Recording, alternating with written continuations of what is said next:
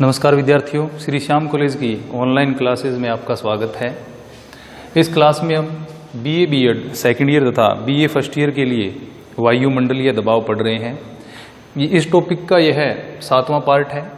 पिछले पार्ट में हम वायुदाब की पेटियों के बारे में पढ़ रहे थे कि किस प्रकार वायुदाब की पेटियों का क्रियान्वयन है वो ग्लोब पर या पृथ्वी पर पाया जाता है और किस प्रकार उससे जो ग्रह्य पौने या सनातनी पौने हैं उनकी उत्पत्ति होती है।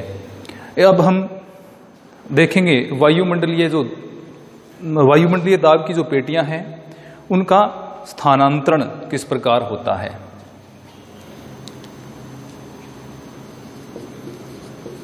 वायुमंडलीय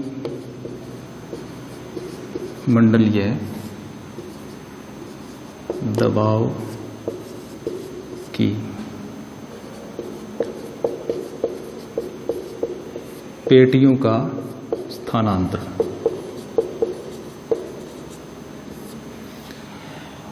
जैसा कि हमने पहले पढ़ा कि यदि पृथ्वी सूर्य की परिक्रमा करती नहीं होती तो वायुदाब की जो पेटियां थी वो कैसी होती?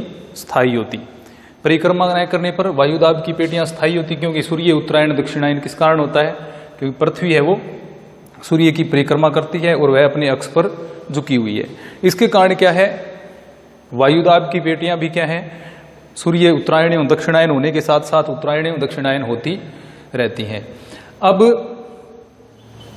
इन उत्तरायण एवं दक्षिणायन होने से, इन वायुदाब पेटियों के उत्तरायण एवं दक्षिणायन होने से किस प्रकार का प्रभाव वायुदाब पेटियों पर पड़ता है वह हम पढ़ेंगे। जैसे हम सूर्य के उत्तरायण होने की स्थिति में वायुदाब पेटियां देखते हैं। जब सूर्य उत्तरायण होता है यानी 21 जून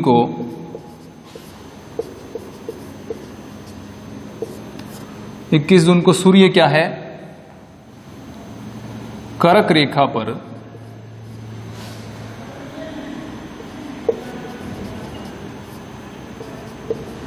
सीधा होता है। अब कर्क रेखा पर 21 जून को क्या होगा, सूर्य कहां चमकेगा? कर्क रेखा पर, यानी 23.5 डिग्री जो उत्तरी अक्षांश है जिसको कर्क रेखा कहा जाता है उसके ऊपर सूर्य है वो सीधा चमकेगा। इससे जो वायुमंडलीय दबाव की जो भूमध्य रेखीय निम्न वायुदाब पेटी है जो कि कहां पर स्थित होती है? इस क्षेत्र में, यानी 5 डिग्री उत्तर से 5 डिग्री दक्षिण। तो 5 डिग्री उत्तर से दक्षिण के बीच जो वायुमंडलीय दाब की पेटी स्थित होती है वह भी क्या है, सूर्य के उत्तरायण होने के कारण उत्तर की ओर खिसक जाती है। इसमें 5 से 10 डिग्री उत्तर की ओर खिसकाव हो जाता है। तो यह क्या है, 10 डिग्री, यानी यह पेटी कहां पर आ जाती है? सूर्य कहां चमक रहा है? सीधा चमक रहा है कर्क रेखा पर। सीधा कर्क रेखा पर चमकेगा तो वायुदाब की पेटी खिसक करके ऊपर आ जाती है, यानी उच्च ताप कहां पर होगा? यहां पर हाई टेम्परेचर है, उच्च तापमान है।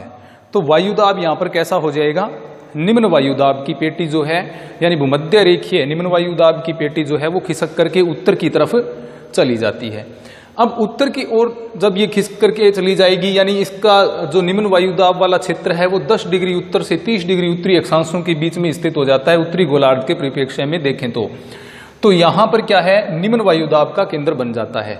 अब ये पेटी एक है, दोनों गोलार्धों में एक ही पेटी होती है, यह 5 डिग्री उत्तर और 5 डिग्री दक्षिण। तो ये खिसक के कहां चली गई? उत्तर में चली गई। अब उत्तर में चली जाएगी तो जो निम्न वायुदाब का केंद्र है वो भी कहां चला जाता है? उत्तर में चला जाता है। अब यहां पर इसका क्या प्रभाव पड़ता है? जैसा कि हमने देखा कि जो व्यापारिक पौने हैं वो दक्षिणी गोलार्ध में इस तरह से चलती हैं, यानी उपोष्ण उच्च वायुदाब पेटी से कहां जाती हैं? भूमध्य रेखीय निम्न वायुदाब की जो पेटी है उसकी तरफ जाती हैं और इनकी दिशा क्या होती है? दक्षिण पूर्व से उत्तर पश्चिम की ओर ये जाती हैं। कौन सी पौने? व्यापारिक।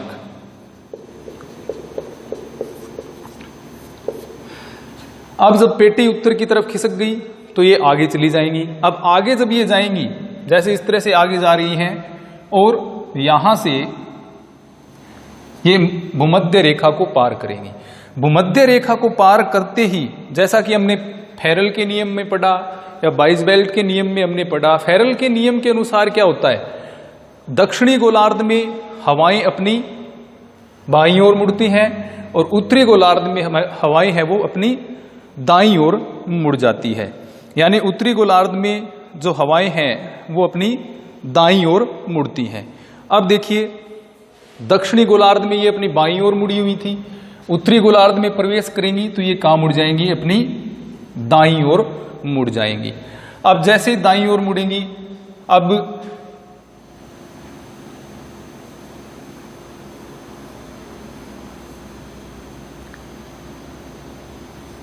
जैसा कि हम जानते हैं कर्क रेखा जो है वो भारत के मध्य से गुजरती है, भारतीय जो महाद्वीप है उसके मध्य से कर्क रेखा है वो गुजरती है। अब इस क्षेत्र में ये हवाएं इस तरह से मुड़ेंगी। अब मुड़ेंगी तो यहां पर क्या है, उच्च तापमान के कारण निम्न वायुदाब का केंद्र बना हुआ है इस क्षेत्र में। तो वैसे तो ये जब यहां पर पहुंचेंगी अरब सागर में, अरेबियन सी में पहुंचेंगी और उसके बाद वहां से नमी ग्रहण करने के बाद ये कहां पहुंच जाती हैं, भारत में। और इनकी भारत में पहुंचते समय जो दिशा होती है वो कौन सी होती है, दक्षिण पश्चिम। तो ये वास्तव में कौन सी हवाएं होती हैं, ये दक्षिणी गोलार्ध की व्यापारिक हवाएं होती हैं जो फेरल के नियम के अनुसार उत्तरी गोलार्ध में मुड़ करके कहां पहुंच जाती हैं, भारत वाला जो दक्षिण पश्चिम दिशा में बदल जाती हैं और भारतीय उपमहाद्वीप वाला जो क्षेत्र है वो पहुंचती है। ये पूरा इस क्षेत्र में इस प्रकार की घटना जो होती है भारत के संदर्भ में देखें तो अब यहां पर क्या है, किसकी उत्पत्ति होगी, मानसून की। जब मानसूनी जलवायु का अध्ययन करेंगे तब उसमें विस्तार से पढ़ेंगे कि मानसूनी जलवायु की उत्पत्ति किस प्रकार वायुमंडलीय दाब की पेटियों के उत्तरायण और दक्षिणायन होने पर प्रभावित होती है। तो जब उत्तरायण होंगी, भारतीय उपमहाद्वीप में प्रवेश करेंगी तो बंगाल की खाड़ी और अरेबियन सी यानी अरब सागर से ये नमी ग्रहण करेंगी और भारतीय उपमहाद्वीप में वर्षा करेंगी। और इनका एक प्रभाव क्या होगा कि ये जो पेटी ऊपर खिसकी, पूरा का पूरा जो यहां पर ITCZ है वो कहां चला जाता है, इसी पेटी के साथ ऊपर चला जाता है। यानी जैसे ये पेटी ऊपर खिसकी तो ITCZ है वो भी कहां चला गया, ऊपर चला गया, उत्तरायण हो गया। लेकिन डोलड्रम या शांत क्षेत्र जो है वो कहां रह जाता है, वो यही रहेगा, डोलड्रम।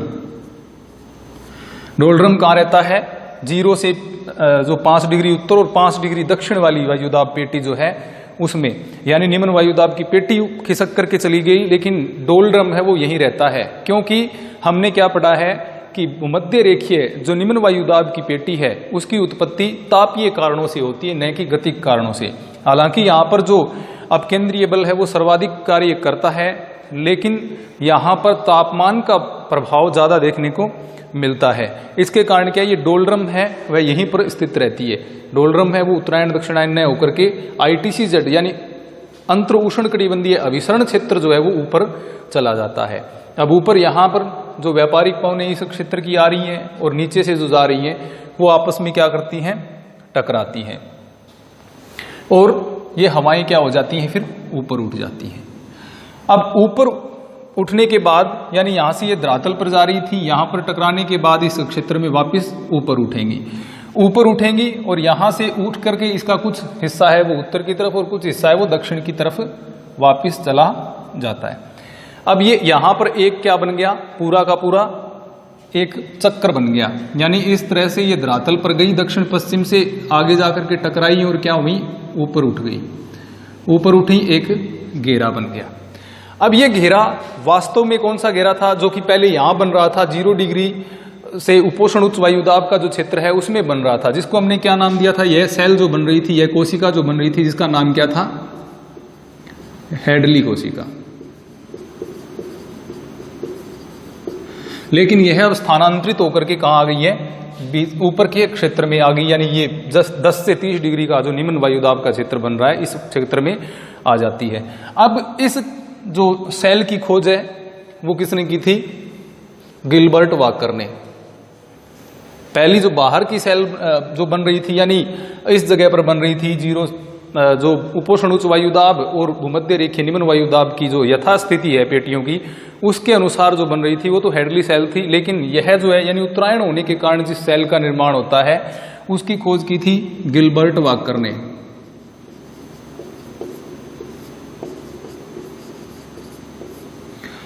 गिलबर्ट वाकर, तो इसलिए इसका जो नाम क्या हो गया, वाकर कोशिका या वाकर सेल। तो इस तरह से क्या है, यहां से जो व्यापारिक पौने हैं उन्होंने मध्य रेखा को पार किया, फेरल के नियम के अनुसार उत्तरी गोलार्ध में अपने दाईं ओर मुड़ी। दाईं ओर मुड़ने के बाद ये जैसे ही आगे जो उत्तरी क्षेत्र से आ रही हैं हवाएं, यानी जो उत्तरी गोलार्ध की व्यापारिक पौने हैं उनसे टकराती हैं, तो उनके साथ टकरा करके ये ऊपर उठती हैं। ऊपर उठ करके इनका, और दूसरा यहां पर क्या है, उच्च तापमान, उच्च तापमान। सबसे ज्यादा तापमान अब कहां पर है, यहां पर, यानी कर्क रेखा के आसपास। अब देखें कर्क रेखा के आसपास, कर्क रेखा के आसपास का जो क्षेत्र है, अरब मरुस्थल देखें, भारतीय जो थार का मरुस्थल है उसको देखें, उसके नजदीक में अगर हम अफ्रीका महाद्वीप में जाते हैं तो अफ्रीका में सारा का मरुस्थल देखें। तो ये जो क्षेत्र है यहां पर क्या है, उष्ण मरुस्थल पाए जाते हैं। यानी कर्क रेखा वाला जो क्षेत्र है उसके आसपास वाले क्षेत्र में विश्व के जो उष्ण मरुस्थल हैं जो कि पश्चिमी किनारों पर महाद्वीपों के पाए जाते हैं, तो यहां पर तापमान क्या हो जाता है, अत्यधिक उच्च हो जाता है। तो यहां पर इस क्षेत्र में क्या बनने लगती हैं, संवहन तरंगें बनने लगती हैं, यानी कन्वेक्शनल करंट यहां पर बनने लगती हैं, जिससे ये हवाएं इस क्षेत्र में जो पहुंच रही हैं वो गर्म होकर के ऊपर उठने लगती हैं। अब गर्म होकर के ऊपर उठेगी, ऊपर उठ करके किसी न किसी दिशा में अवश्य जाएंगी, तो कुछ उत्तरायण चली जाती हैं और कुछ दक्षिणायन चली जाती हैं, जिसके कारण ये जो गिलबर्ट वाकर ने बताया कि वाकर जो सेल है वो बनती है इस क्षेत्र में। तो ये उत्तरायण होने का प्रभाव हो गया। अब धीरे धीरे क्या है, सूर्य वापिस वो दक्षिणायन होना प्रारंभ हो जाता है। अब दक्षिणायन, अब यहां पर उत्तरायण हुआ जून में, सितंबर माह में ये वापिस कहां पर पहुंच जाता है, भूमध्य रेखा पर पहुंच जाता है। यानी 23 सितंबर को, 23 सितंबर को सूर्य वापिस कहां पहुंचता है, भूमध्य रेखा पर।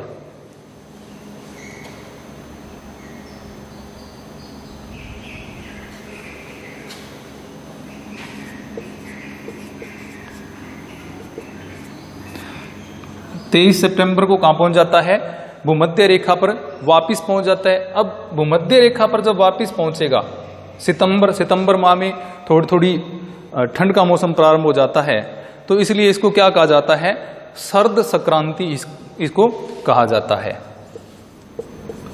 शरद संक्रांति। शरद संक्रांति कब होती है, 23 सितंबर को, क्योंकि 23 सितंबर को सूर्य वापिस दक्षिणायन होना, यहां पर दक्षिणायन होकर के कहां पर पहुंच जाता है, यानी 21 जून को कहां पर चमक रहा है, कर्क रेखा पर। 21 जून के बाद सूर्य धीरे धीरे क्या है, वापिस भूमध्य रेखा की ओर दक्षिणायन यानी उत्तर, यहां से दक्षिण की तरफ चलने लगता है, और 23 सितंबर आते आते यह भूमध्य रेखा पर वापिस पहुंच जाता है और भूमध्य रेखा पर सीधा चमकता है। और पेटियां जो है वो, उनकी स्थिति है वो यथावत हो जाती है, यानी ये पेटी खिसक करके, यानी भूमध्य रेखीय निम्न वायुदाब वाली जो पेटी है वो वापिस कहां पर आ जाती है, भूमध्य रेखा पर 5 डिग्री उत्तर और 5 डिग्री दक्षिण वाला जो क्षेत्र है वहां पर आकर के स्थापित हो जाती है। अब सूर्य क्या है, धीरे धीरे वापिस जो इसकी पृथ्वी जैसे जैसे परिक्रमा करते हुए आगे बढ़ेगी, वैसे वैसे क्या होगा, जीरो से नीचे की तरफ आने लग जाएगा। अब जब नीचे आएगा तो 22 दिसंबर को, 22 दिसंबर को मकर रेखा पर लंबवत होगा। अब जब मकर रेखा पर आएगा, इसका मतलब क्या हो रहा है कि पेटियां दक्षिणायन हो जाएंगी, वायुदाब की पेटियां जो है वो क्या हो जाती हैं, दक्षिणायन हो जाती हैं। अब दिसंबर माह में उत्तरी गोलार्ध में शीत ऋतु होती है और दक्षिणी गोलार्ध में क्या हो जाती है, ग्रीष्म ऋतु होती है। और इसके विपरीत जून माह में हमने जैसे स्थिति पढ़ी, तो दक्षिणी गोलार्ध में जून में शीत ऋतु और उत्तरी गोलार्ध में ग्रीष्म ऋतु होती है। अब सूर्य का चमक रहा है 23.5 डिग्री दक्षिणी अक्षांश जो है उसके ऊपर, यानी मकर रेखा पर, ट्रॉपिक ऑफ कैप्रिकॉर्न पर, यानी मकर रेखा पर है, वो सीधा चमकने लग गया। मकर रेखा पर चमकेगा तो पेटियां स्थानांतरित होकर के दक्षिणायन हो जाएंगी। दक्षिणायन हो जाएंगी अर्थात यह जो पेटी है, यानी भूमध्य रेखीय निम्न वायुदाब वाली जो पेटी है, वो इस जगह से स्थानांतरित हुई, यहां पर आई और यहां से स्थानांतरित होकर के 20 से 30 डिग्री वाला जो क्षेत्र है वहां पर क्या बन जाता है, उच्च तापमान, हाई टेम्परेचर जोन ये बन जाता है। उच्च तापमान यानी निम्न वायुदाब का क्षेत्र बन जाएगा, उच्च तापमान का क्षेत्र बन जाएगा। अब दक्षिणायन होने के कारण क्या प्रभाव पड़ते हैं, अब दक्षिणायन जब होगी तो यहां पर क्या होगा, ज्यादा तापमान होगा और इस क्षेत्र से, यानी यहां से जो व्यापारिक पवनें चल रही हैं, उत्तरी गोलार्ध में व्यापारिक पवनों की दिशा क्या होती है, उत्तर पूर्व से दक्षिण पश्चिम की ओर चलती है, और जो भूमध्य रेखीय पेटी है वो दक्षिण की तरफ खिसक गई। अब जैसे दक्षिण की तरफ भूमध्य रेखीय पेटी खिसकी तो इसके साथ जो व्यापारिक हवाएं हैं वो भी कहां चली जाएंगी, और दक्षिण की तरफ चलने लग जाती है, यानी और नीचे की तरफ इनको आना पड़ेगा और दक्षिणी गोलार्ध में ये प्रवेश कर जाएगी। अब दक्षिणी गोलार्ध में जैसे ही प्रवेश करेंगी, इस दिशा में आ रही हैं तो अपनी बाईं ओर मुड़ जाएंगी, इस तरह से अपनी बाईं ओर ये मुड़ जाती हैं। तो ये जो क्षेत्र है यानी भारतीय उपमहाद्वीप जो है उसमें से हवाएं इस तरह से आएंगी। अब यहां पर हवाओं की दिशा शीत ऋतु में क्या हो गई, उत्तर पूर्व से दक्षिण पश्चिम की ओर हो गई। ये पेटियां सारी खिसक करके कहां चली जा रही हैं, दक्षिण की ओर, दक्षिण की ओर खिसक जाती हैं। अब इससे क्या है, जो एक तो 30 से 40 डिग्री वाला जो क्षेत्र है जहां पर क्या है भूमध्य सागरीय जलवायु पाई जाती है, वहां पर गर्मियों में व्यापारिक हवाएं चलती हैं लेकिन उनसे वर्षा नहीं हो पाती। अब क्या है, दक्षिण की ओर खिसकने के कारण वहां पर कौन सी हवाएं पहुंच जाती हैं, पछुआ हवाएं। अब पछुआ हवाएं जब वहां पर पहुंचेंगी तो वो क्या करेंगी, वर्षा। तो एक तो इससे क्या प्रभाव पड़ा, भूमध्य सागरीय जलवायु का प्रदेश है उसकी उत्पत्ति हुई, भूमध्य सागरीय जलवायु प्रदेश की उत्पत्ति हुई। एक यूरोप तुल्य जलवायु बनती है,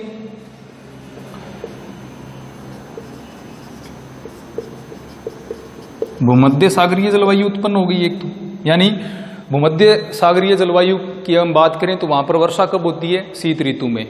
तो पछुआ पवनें वहां पर पहुंची, उनसे वर्षा हो गई। क्योंकि ये पेटी नीचे आ गई तो नीचे आएंगी तो इनका क्षेत्र भी बढ़ेगा, इनका क्षेत्र भी बढ़ेगा और पछुआ पवनों का क्षेत्र भी उससे बढ़ जाएगा। अब दूसरा यूरोप तुल्य जलवायु, यानी यूरोपीय क्षेत्र में जो ठंडी जलवायु पाई जा रही है। अब ध्रुवीय क्षेत्र की हवाएं क्या है, नीचे की तरफ आएंगी, जिससे क्या है यूरोप तुल्य जलवायु का भी आविर्भाव होगा। अब भारतीय संदर्भ में देखें तो यहां पर क्या है, उच्च वायुदाब का क्षेत्र बना हुआ है, उच्च तापमान का क्षेत्र बना हुआ है। तो वायुदाब कैसा हो जाएगा, निम्न, क्योंकि निम्न वायुदाब वाली पेटी है वो नीचे खिसक करके आ गई है। अब सूर्य मकर रेखा पर सीधा है, मकर रेखा पर सीधा है, यहां पर क्या है, ग्रीष्म ऋतु है। अब जनवरी का महीना जैसे आता है 3-4 जनवरी, तो उस समय क्या है, उपसौर की स्थिति होती है, यानी सूर्य है वो पृथ्वी के निकटतम होता है और इस समय जो ताप की प्राप्ति है वो सामान्य दशाओं से 7% क्या होती है, ज्यादा हो जाती है। अब 7% ताप की प्राप्ति ज्यादा है, यहां पर ग्रीष्म ऋतु है वो 7% और ज्यादा पड़ेगी, यहां पर शीत ऋतु है वो 7% क्या हो जाएगी, कम हो जाएगी।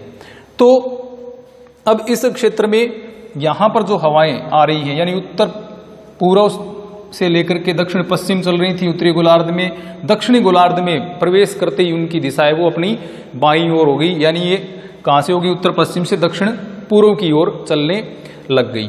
अब ये हवाएं यहां पहुंचेंगी और कन्वेंशनल करंट यहां पर बनेगी, क्योंकि यहां पर क्या है, तापमान ज्यादा है, तापमान ज्यादा, ये गर्म होकर के ऊपर उठेंगी, वायुदाब निम्न है। अब यहां से ये वापिस क्या चलेंगी, इस तरह से चलेंगी। तो उत्तर पूर्व से जो शीत ऋतु में भारत में जो हवाएं चलती हैं, जिनको उत्तरी पूर्वी मानसून भी कहा जाता है, ये बंगाल की खाड़ी वाला जो क्षेत्र है उससे नमी यानी आर्द्रता ग्रहण करती हैं, और जो कोरोमंडल तट वाला क्षेत्र है भारत का, उसमें शीत ऋतु में वर्षा करती हैं। तो शीत ऋतु में या शीतकालीन मानसून से सर्वाधिक वर्षा जो प्राप्त करने वाला क्षेत्र है वो कौन सा है? कोरोमंडल तट है। अब यहां से ये हवाएं उठेंगी, उठ करके ये वापिस कुछ हवाएं उत्तर की तरफ और कुछ दक्षिण की तरफ, तो यहां से इस तरह से ऊपर उठेंगी और नीचे उतरेंगी। नीचे कहां उतर रही है? कर्क रेखा के आसपास का जो क्षेत्र है उसमें उतरेंगी, और वहां पर क्या है, जैसे जम्मू कश्मीर वाला क्षेत्र है, जम्मू कश्मीर वाले क्षेत्र में ये उतरेंगी, जिससे क्या बन रहा है? ये पछुआ विक्षोभ बन रहा है। एक प्रकार से क्या बन रहा है? पछुआ विक्षोभ। ऊपर चलेंगी 11 से 12 किलोमीटर की ऊंचाई पर जेट हवाओं के रूप में ये चलती हैं क्षोभ मंडल में। अब जब ये नीचे उतरेंगी, कहां पर? जम्मू कश्मीर वाले क्षेत्र में। अब जैसा कि हम जानते हैं हिमालय है, हिमालय में जैसे मान हिमालय, लघु हिमालय, मान हिमालय, मध्य हिमालय, लघु हिमालय, शिवालिक की पहाड़ियां वगैरह जो क्षेत्र है, वहां पर ये नीचे उतरेंगी। अब नीचे जैसे ही उतरेंगी तो ये नीचे धरातल के संपर्क में आती हैं। अब वहां पर जो नमी है उसको भी ग्रहण करती हैं। अब जो वहां की जो ट्रोपोग्राफी है, यानी वहां पर क्या है? पर्वत है, श्रृंखला, जो अलग अलग श्रेणियां बटी हुई हैं, तो वहां पर घाटियों में जब ये नीचे उतरेंगी तो नमी को ग्रहण करेंगी। अब नमी ग्रहण करने के बाद पर्वतों से टकराती हैं वापिस से, तो क्या होगी? ऊपर उठेंगी। ऊपर उठेंगी तो सापेक्षिक जो आर्द्रता है उसमें वृद्धि होगी। नीचे उतरेंगी तो गर्म होने से सापेक्षिक आर्द्रता है वो घट जाती है, लेकिन जैसे ही ऊपर उठती हैं तो ठंडी होंगी, यानी तापमान कम होगा, सापेक्षिक आर्द्रता में वृद्धि होगी, और ऊंचाई पर पहुंच करके ये ठंडी होंगी और क्या करेंगी? वर्षा करेंगी। तो इस प्रकार से ये पेटियां क्या है, जब स्थानांतरित होती हैं, उत्तरायण दक्षिणायन हो रही हैं, तो इनके कारण क्या, जलवायु पर अनेकों प्रभाव पड़ते हैं। जैसे रूम सागरीय जलवायु या भूमध्य सागरीय जलवायु की उत्पत्ति होती है। उसके अलावा जैसे हमने देखा यूरोप तुल्य जलवायु है, उसकी भी उत्पत्ति होती है। पश्चिमी यूरोप तुल्य जलवायु की उत्पत्ति होती है। अब ये जो डोल्ड्रम वाली पेटी है, यानी डोल्ड्रम क्षेत्र यही बना रहेगा, लेकिन ITCZ वाला उत्तरायण होने पर उत्तरायण हो जाता है, और दक्षिणायन होने पर क्या हो जाता है?